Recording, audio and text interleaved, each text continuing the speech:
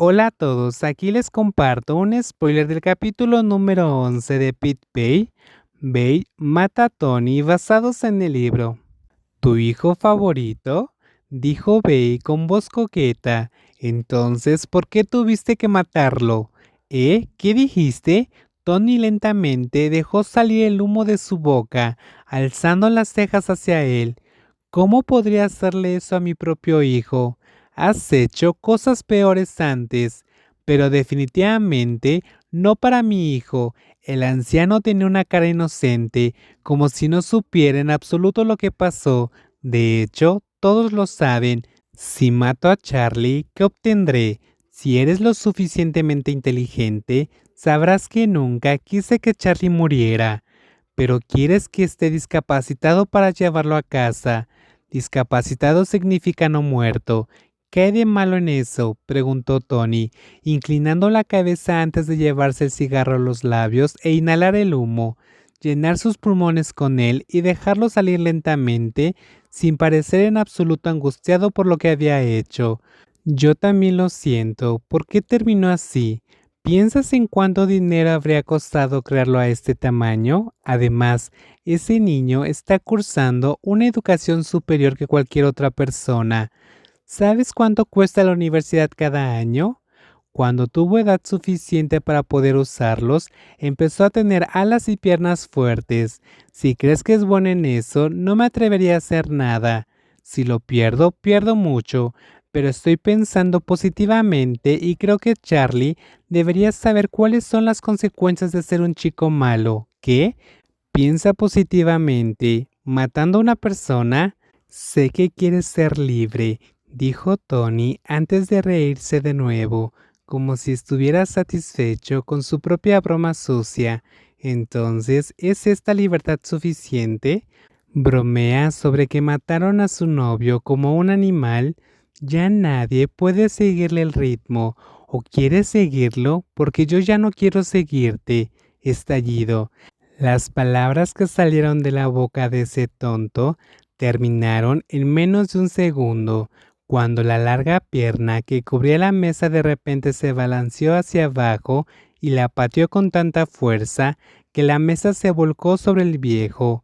Pero desafortunadamente el perro guardián fue más rápido como de costumbre. Kenta se hizo a un lado y evitó que Tony golpeara la pesada mesa de madera que podría haberle roto la rodilla. Sigues tan impaciente como siempre. Y por supuesto, tan pronto como Bey causó algún problema, el fuerte ruido provocó que decenas de guardias que estaban parados al frente de la habitación abrieran la puerta y entraran corriendo, cada uno con un arma en la mano y las armas apuntando a él. Mientras tanto, el anciano seguía sentado en la misma posición, mientras levantaba la mano para quitarse la chaqueta casualmente. No puedo ser paciente contigo, dijo Fei con los dientes apretados. No tengo mucha paciencia porque la uso muy a menudo contigo, Tony. Así que Tony se rió. Si no puedes soportarlo más, ¿qué vas a hacer ahora, Babe? Te llevaré a prisión. Oh, hijo mío, ¿por qué estás pensando como un niño? Este hombre no parecía tener miedo en absoluto. De hecho, no estaba preocupado ni nervioso por sus amenazas porque Tony confiaba en su propia fuerza y sabía que alguien como él nunca podría hacerse nada solo. Si pensabas que sería así de difícil, ¿por qué no lo hiciste hace 10 años? Dijo el anciano con una mueca de desprecio. ¿Por qué tuviste que esperar hasta que Charlie muriera antes de querer encarcelarme, Babe? Tú, 10 armas apuntando a Babe. Todos los guardias se acercaron a esa distancia.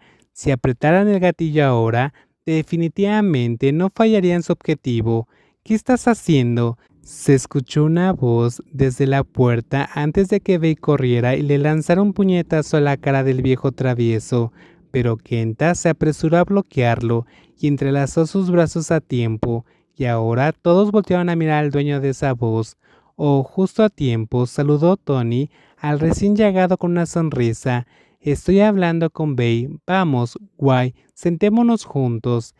El bebé enojado respiró hondo antes de volver su mirada hacia los recién llegados, quienes no parecían nada felices de conocerlos.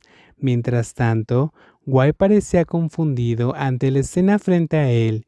Bay vino aquí solo. Había una mesa volcada y más de una decena de guardias apuntando con armas a Babe.